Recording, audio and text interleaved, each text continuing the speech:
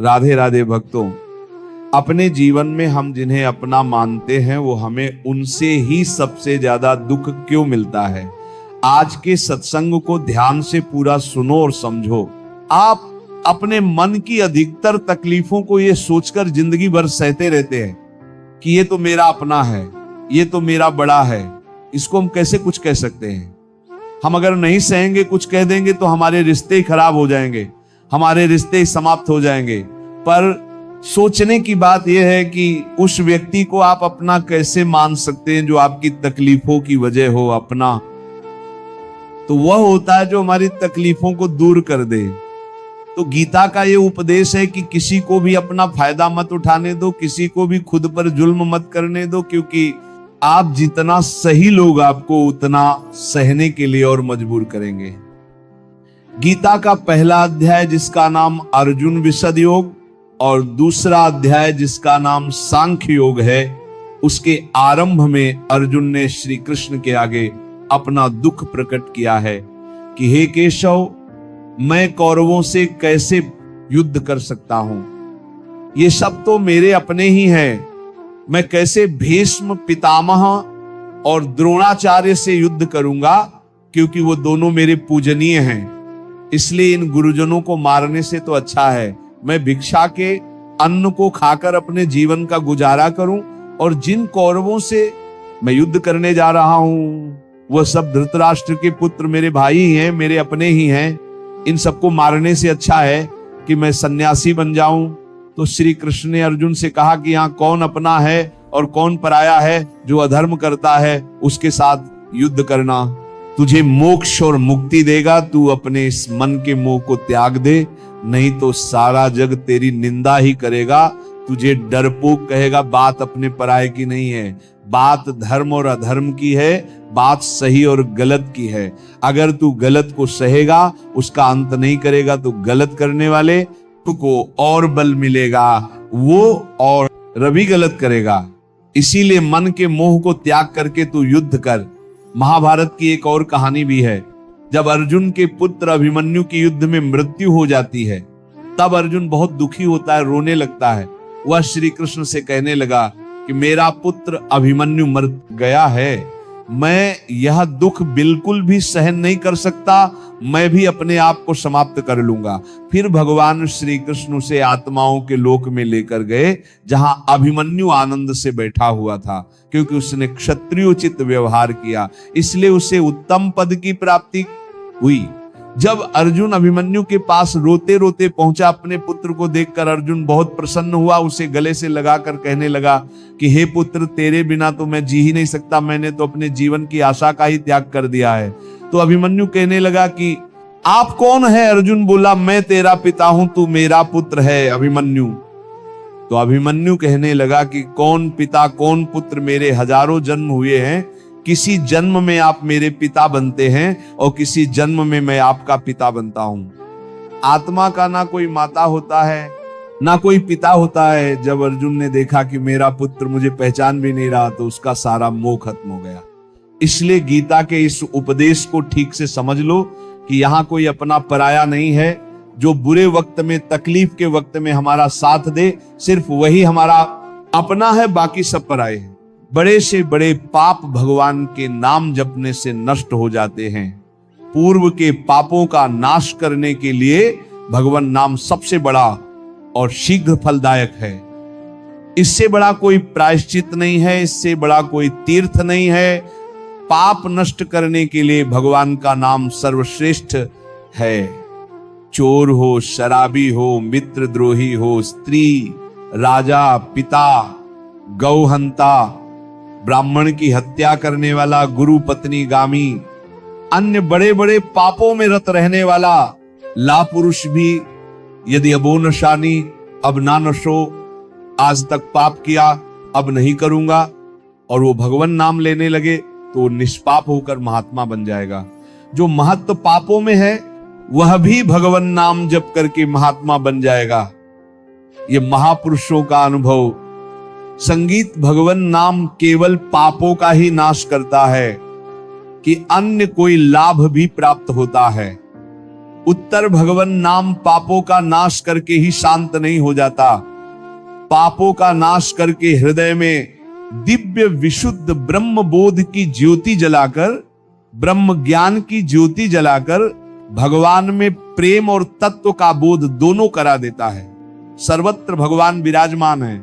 इस तत्व का बोध और भगवान में प्रेम, यह नाम कर निष्पाप करके पवित्र ज्ञान प्रकट करके पवित्र प्रेम प्रकट कर देता है और स्वयं नामी को खींचकर उसके हृदय में प्रकाशित कर देता है।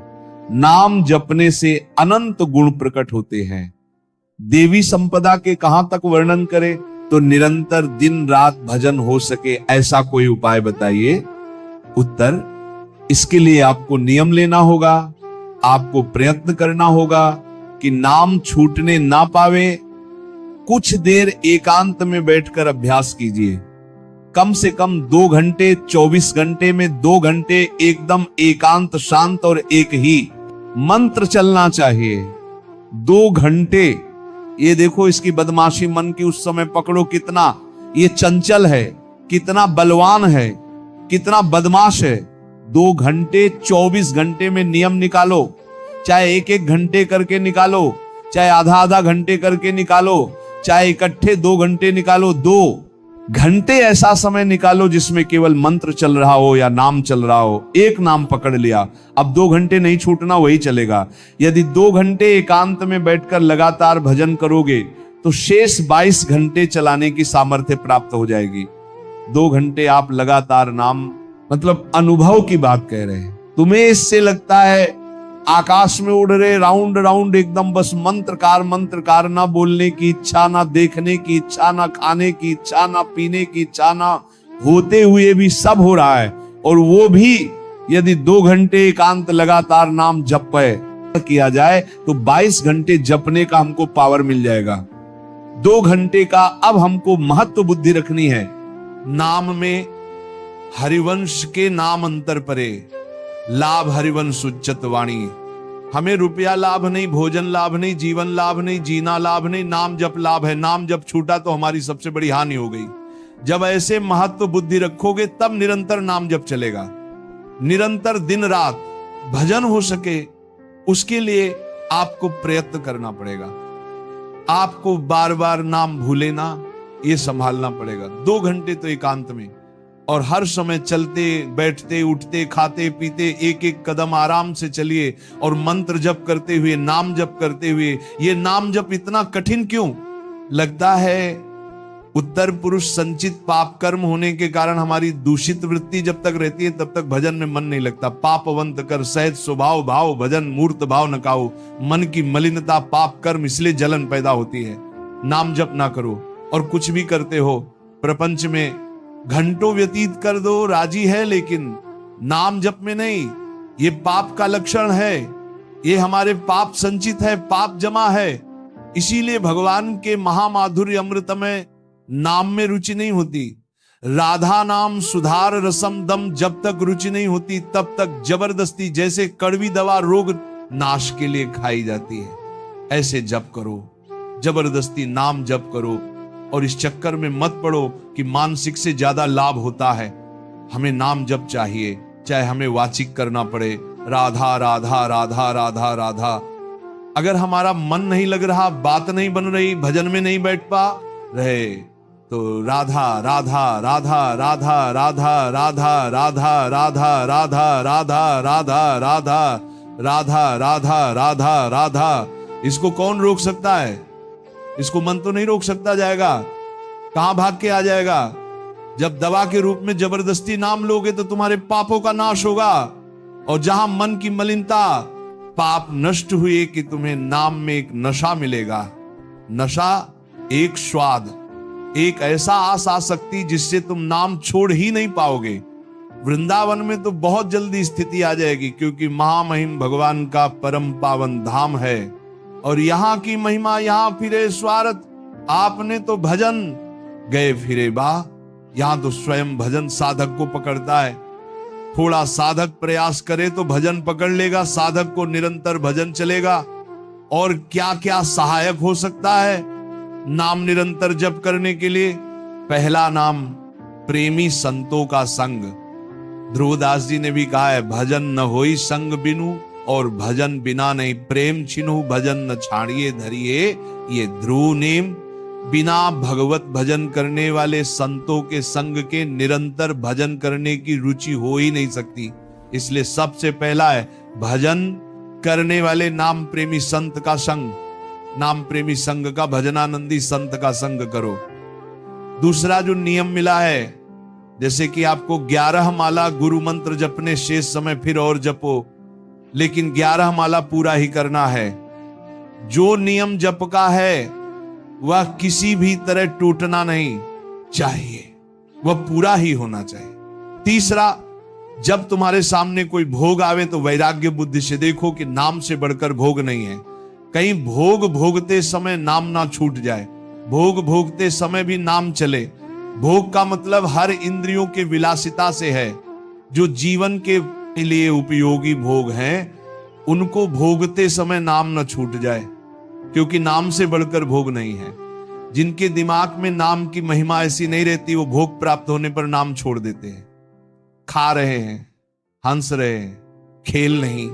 एक एक कवल बड़ी सावधानी से नाम चल रहा है, और हम एक एक कवल भोजन पाते जा रहे हैं, या जो क्रिया कर रहे हैं, क्रिया कर रहे बहुत आराम से, और नाम जप चल रहा है। चौथा, संतों के चरित्र पढ़ने से नाम में प्रीति होती है। 4 बातें सहायक है निरंतर नाम जप करने के लिए। पहला नाम प्रेमी संत का संग। दूसरा, प्रतिदिन नियम पूर्वक जो नाम जप मिला है उसको करना। तीसरा, भोगों को भोगते समय वैराग्य भावना और नाम जप छूटने ना पावे। और चौथा, भगवत भक्तों के, संतों के पावन चरित्रों का श्रवण करने से हमें ऐसी प्रेरणा मिलती है जिससे हम निरंतर नाम जप करने लगते हैं। आजकल नाम जपने वाले माला लिए तो बहुत देखे जाते हैं, लेकिन उनकी बड़ी दुर्दशा है। कोई लाभ तो दिखाई देता नहीं। लाखों बार नाम की आवृत्ति करते हैं, फिर भी वो पापों में प्रवृत्त हैं और दुखी है। ये क्या है?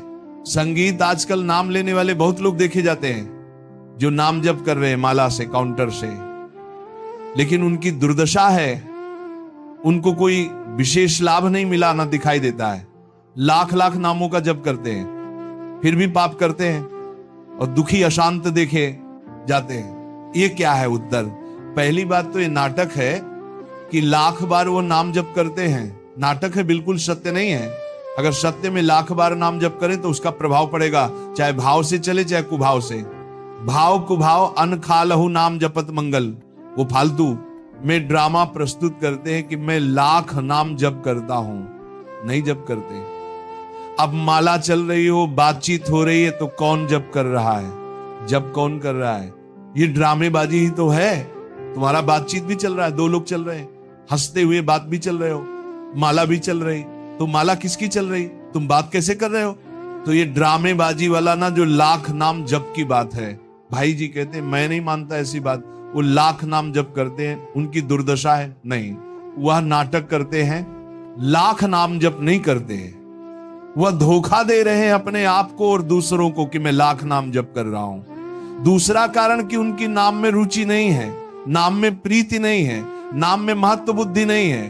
पहले तो लाख नाम जप नहीं करते, दूसरा जो जपते हैं उसमें ना प्रीति है, ना रुचि है, ना एकाग्रता है। तीसरी, वो नाम को ऐसे बहुत सस्ते में ले समझते हैं, बहुत हल्के में लेते हैं, उनको नाम के महत्व का पता नहीं है। तीसरा, वो शास्त्र विरुद्ध आचरण करते हैं, शास्त्र विरुद्ध आचरण करते हैं। चौथा,